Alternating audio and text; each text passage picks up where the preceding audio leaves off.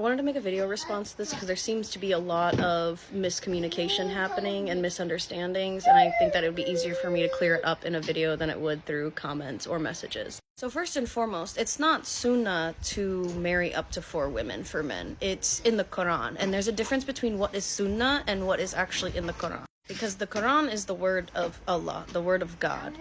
Sunnah comes from the hadiths and the habits of the Prophet.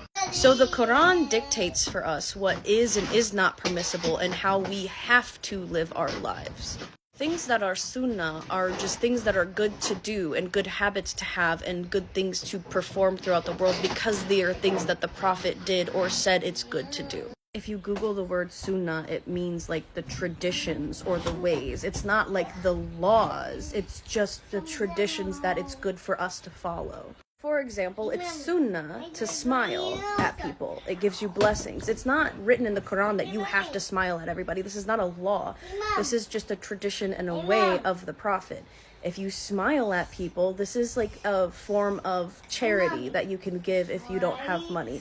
It's a blessing that you can give. It's not something that we have to do as Muslims, but it's a good thing to do. Now, to talk about their right to marry up to 4 women, I think the confusion about this just comes down to English not being a very descriptive language. So when people say it's a man's right to marry up to 4 women, it's not saying they're obligated to do that and they have to marry up to 4 women. It means that it is permissible. It is halal for them to do this. They are allowed to marry up to 4 wives at a time if they can fulfill the correct requirements to do this properly. Whether a man has 1 wife or 4, she has very specific rights and he has very specific obligations that he has to fulfill.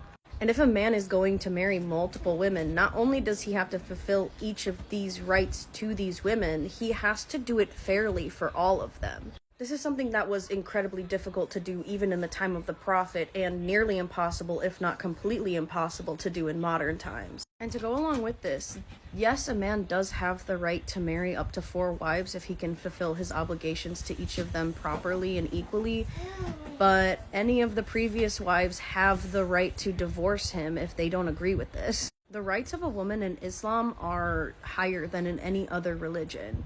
And there are so many reasons that a woman is allowed to divorce her husband for. If you marry a man and he's not financially supporting you, if he's not giving you mental and emotional support and comfort, or he's not fulfilling his physical obligations to you or your rights in the bedroom, so to speak, you are allowed to divorce him.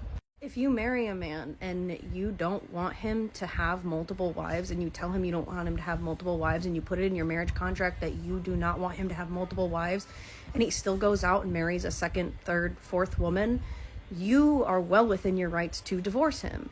And just to add on, because it was part of the conversation that was happening about marrying widows or divorced women, some people will say that this is sunnah, but it is in the Quran about widows and divorced women remarrying. So there's a little bit of a gray area as to whether or not that's sunnah or it's rules for us to follow. But it does say in the Quran that if a woman is widowed, that if she's of marrying age, she should get married again. It's good for her to get married again. She should do this. And there is a lot of emphasis in Islam about valuing widowed women and divorced women as much as virgin women, even though the word virgin is an incorrect translation. They're actually talking about women who are not married. It doesn't have anything to do with her sexual history and have everything to do with her marital status. Because a woman's sexual history, whether or not she's had a marriage or she's had sex outside of marriage, is not a public matter. Because in Islam, they don't speak about or shame women for their sexual history, regardless as to whether or not it happened in marriage or outside of marriage. Obviously, if a woman was married before, if she was divorced or widowed, you would expect that she's done this before, and that's a conversation between her and her to-be husband or her current husband. And if she committed adultery or zina, first off, sins are meant to be private in Islam. You don't really share those with the public, and it's haram for you to share somebody else's sins in public about them. You wouldn't shame somebody for doing this. But if she has had sex in the past outside of marriage, she should tell someone, like a man who's planning to marry her or a man who does marry her, she should tell him about this, but it's still a very private matter. It's not something to be shared even with the family if she's not comfortable with sharing it with his family or her family. I hope that this helped clear some things up, and if I misspoke about anything, I apologize. Feel free to help clear it up in the comments section. I'm definitely not a scholar. I've been Muslim for 9 months, so there's still a lot for me to learn.